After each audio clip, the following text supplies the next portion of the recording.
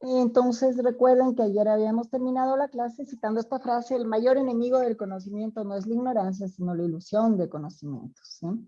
Entonces es más peligroso aquel que considera que sabe que aquel que no sabe nada, básicamente en todo litigio.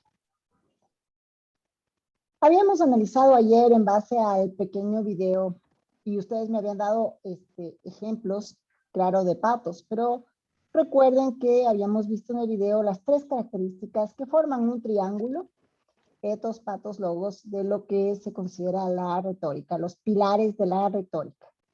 En el etos es esto, quien enuncia, la posición que adopta, se apoya en sus cualidades y en su modo de presentarse. Es lo que muestra la persona lo que dice y debe concordar con lo que hace en su vida. En base al ethos se logra credibilidad. ¿Sí? Entonces es un resumen. Y entonces, ¿quién enuncia? En un litigio van a enunciar, obviamente, en lo que a nosotros compete los defensores técnicos, ¿no es cierto? Defensores técnicos. ¿Qué posición adopta? Ahí, por ejemplo, es interesante. Cuando yo era alumna, era profesor del doctor Julio César Trujillo. El doctor Julio César Trujillo tenía un nivel de etos sumamente alto y por eso es que llegó a tener este renombre social. ¿Saben por qué? Porque fíjense que él, con su capacidad, habiendo sido ministro, etcétera, con su capacidad, él solo defendía a trabajadores. Nunca defendió a un empleador. Nunca.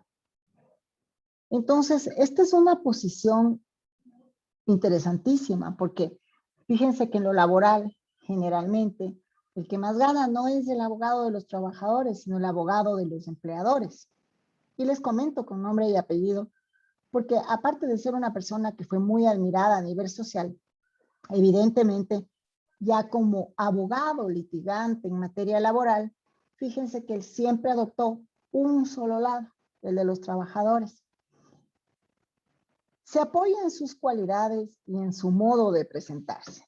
¿Cuáles son las cualidades? Habíamos mencionado, por ejemplo, la honradez, el modo de presentarse. Ahora, ¿qué tipo de honradez? Entonces se les decía, no, esto no va hacia cuánto vamos a cobrar de honorarios o que siempre tomemos casos pro bono, sino la forma como logremos de una manera, por ejemplo, no pagar a un funcionario por su trabajo, ¿sí?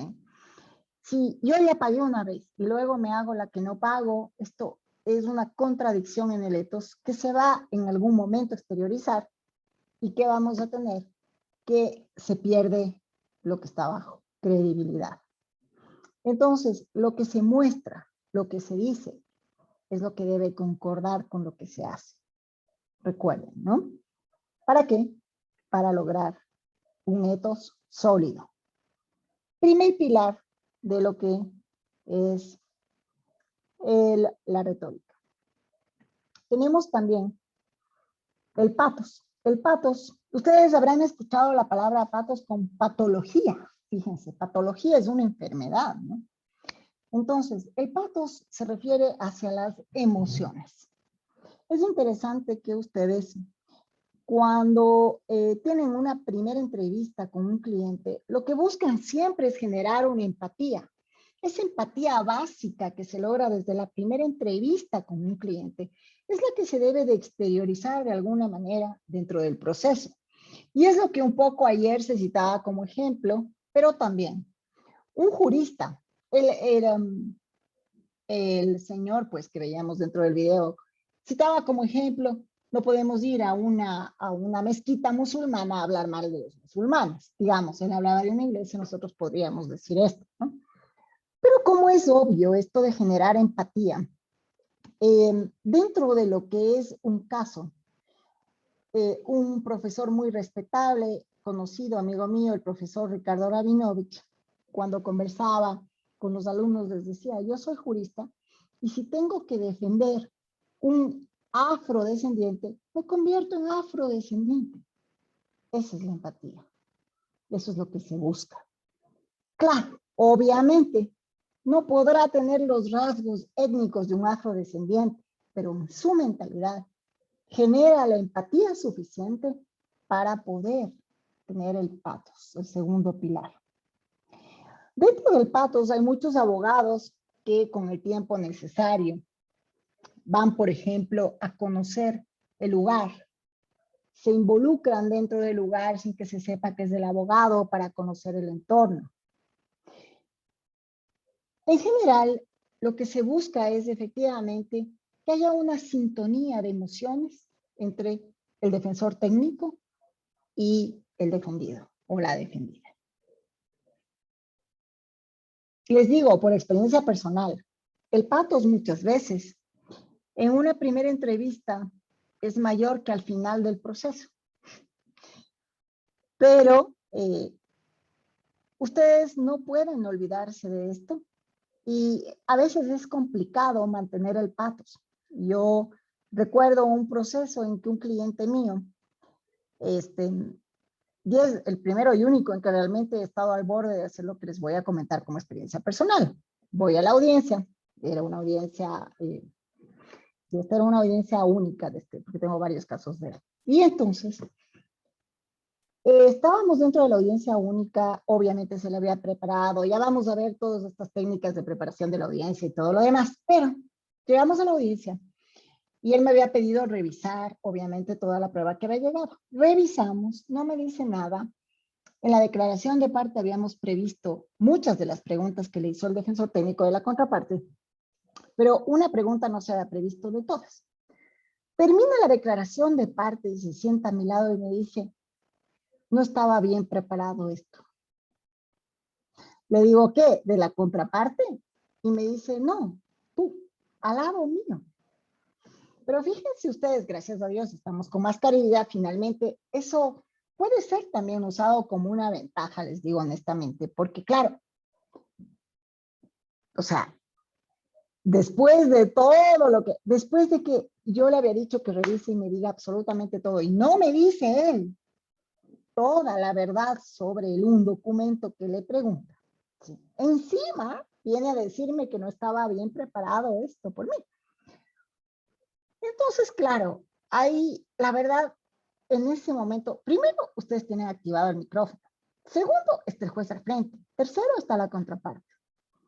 Les juro que por primera vez, o sea, lo que yo le dije fue, claro, obviamente en otro idioma, porque él hablaba otro idioma. Dije, si quieres en este momento, renuncio a tu defensa. No tengo problema. Porque se me cruzó por la cabeza, me tocaba el alegato final. Se me cruzó realmente por la cabeza botarle ahí y largarme. O sea, les juro, así es la situación. Sin embargo, haciendo un esfuerzo sobre mí misma, dije, aquí tengo dos alternativas. Me levanto y le voto porque ya no me genera ninguna empatía, nada. O sea, si me pide otro proceso, me voy a negar. Claro, le faltaba uno, ya me negué. Pero además de eso, imagínense cómo quedo yo si hago esto. Entonces me puse a pensar y dije, no. Mi deber de patos, digamos, claro, no lo decía patos, sino deber profesional. ¿Cómo quedo yo? Más bien, me voy a armar en este momento, voy a realmente armarme de calma y paciencia. Y voy a armar el mejor alegato que jamás se ha pronunciado para que, o sea, se note que de todas maneras no es tan grave esto y que él no está mal defendido. Eso fue lo que hice. Al final del alegato me senté y el hombre me felicitó y me dijo, Sonia, gracias, lo que has hecho por mí no tiene pago, qué sé yo, una cosa por el estilo, o sea, wow, ¿no? Pero esto fue hacer un esfuerzo sobre mí misma para conservar el patos con él. Fíjense a lo que tenemos que llegar dentro de nuestro deber profesional, ¿sí? El patos no está enfocado en el cliente, eso es lo que viene, está enfocado en la audiencia. ¿Quiénes eran mi audiencia? ¿Sí? Mi audiencia era el juez, mi audiencia era la contraparte.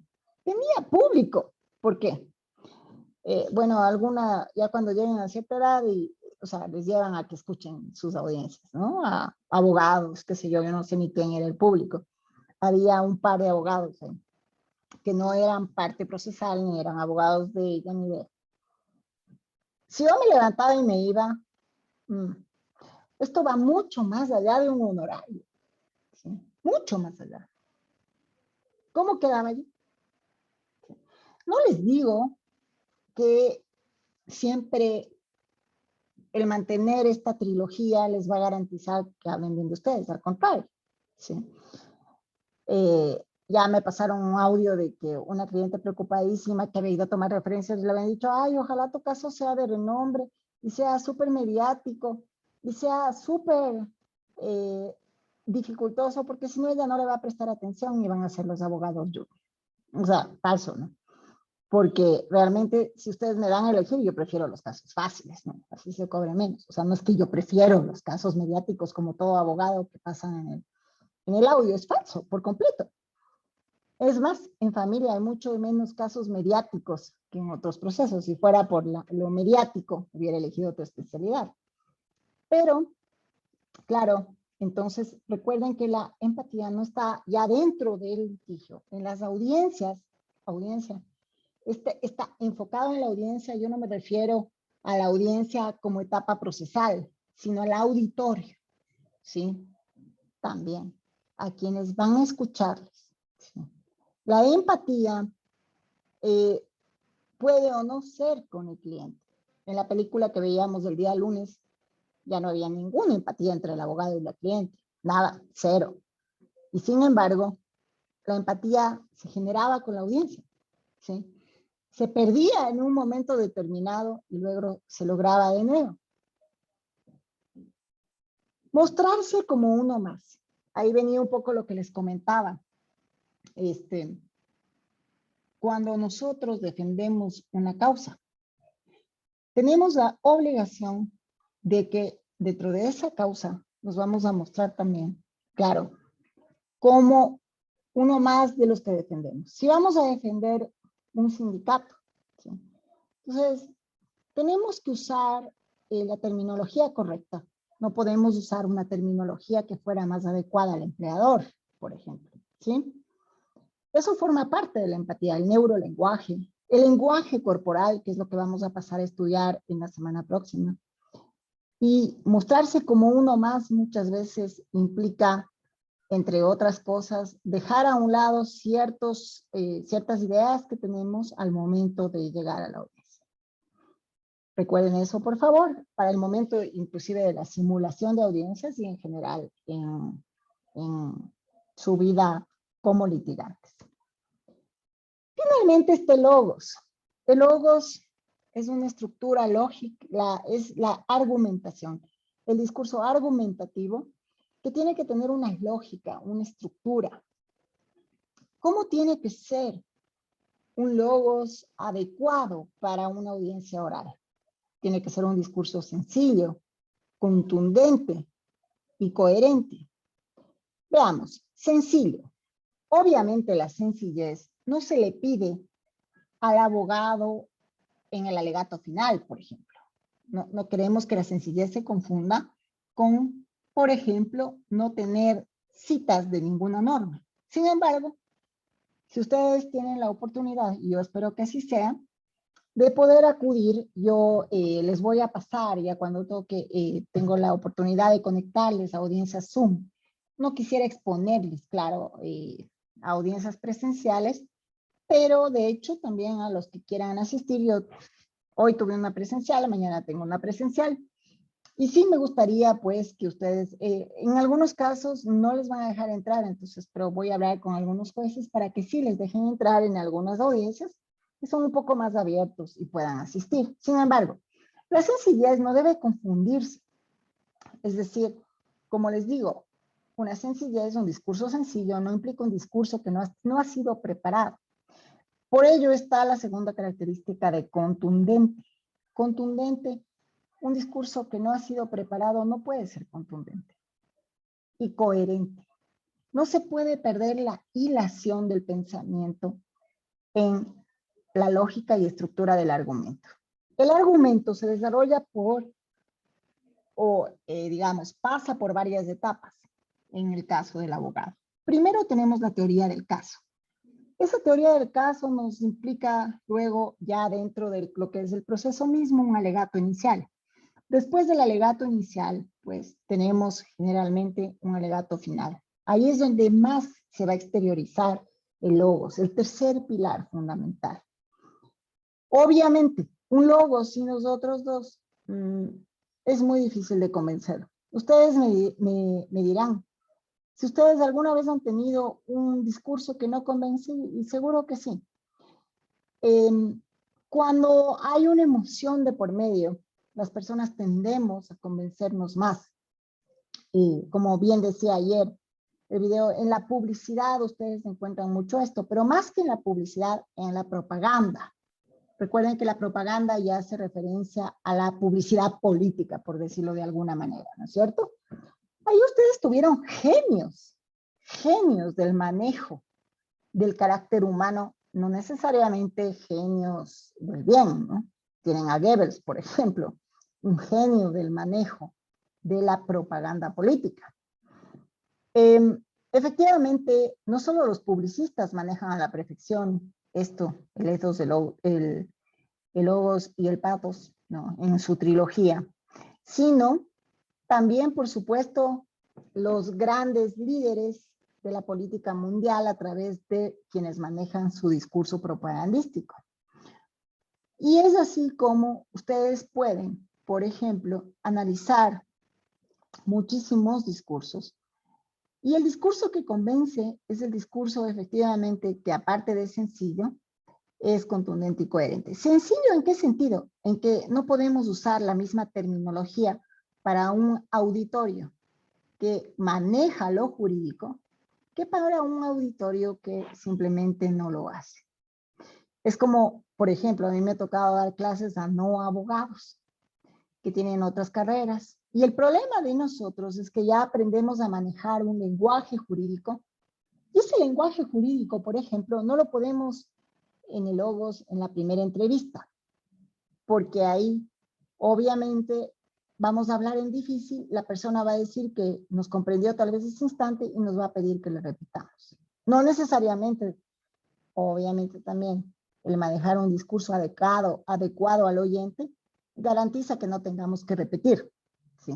Sin embargo, sí nos da una ventaja dentro de esto. Contundente y coherente. Sobre esto, en las audiencias, a cada instante me topo con que en lugar de ir al grano, ¿sí? En lugar de, por ejemplo, y he visto casos en los cuales los jueces inclusive corrigen, en el alegato inicial no presentan la pretensión.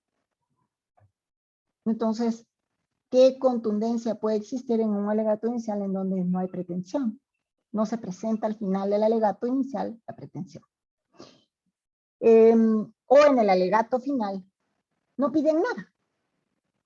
Es decir, hablan y se sientan. ¿Y dónde está el sírvase a aceptar mi demanda o no aceptar la demanda de la otra parte? ¿Sí? Y coherente, ¿cómo estructuran la coherencia? Eso obviamente tiene que ver con los conocimientos que ustedes van adquiriendo para este discurso sencillo, contundente y coherente. Finalmente, recordemos que en el logos, lógica, está que en la estructura del discurso ustedes van a tener que utilizar, es lo que al menos se dice, silogismos y no falacias. ¿Sí? ¿Ustedes podrían utilizar falacias? Pues sí. De hecho, obviamente hemos asistido muchas veces a esto, pero ¿cuál es el problema con la falacia? Eso lo vamos a ver en las siguientes clases. Que una falacia, ¿sí? Falacia combina con falencia, justamente, porque se le pueden encontrar rápidamente sus falencias y ahí vendría la caída, el derrumbe como un castillo de naipes del discurso argumentativo que probablemente nos llevaría a la caída, no de la empatía, pero sí del ethos a largo plazo, ¿sí? Ojo, sobre esto como corolario, ¿sí?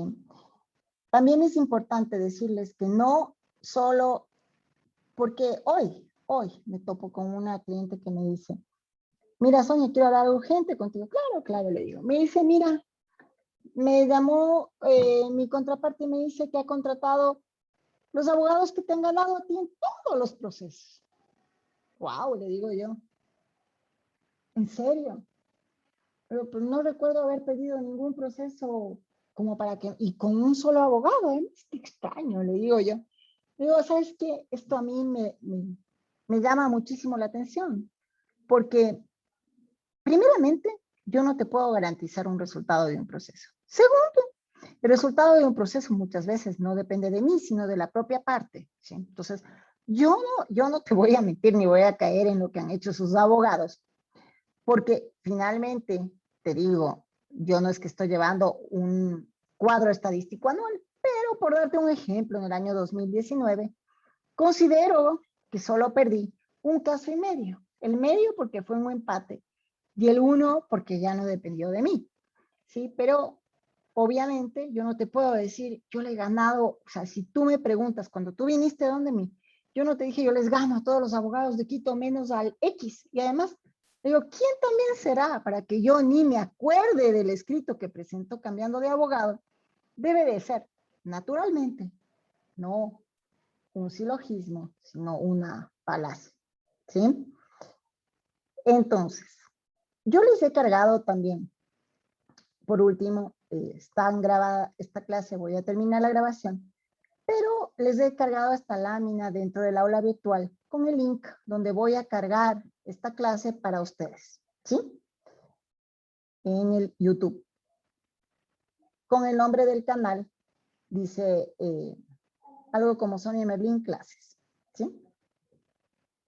Bien, voy a parar la grabación y les escucho para ver cuál es su inquietud, qué es lo que quisieran profundizar sobre los temas que hemos visto.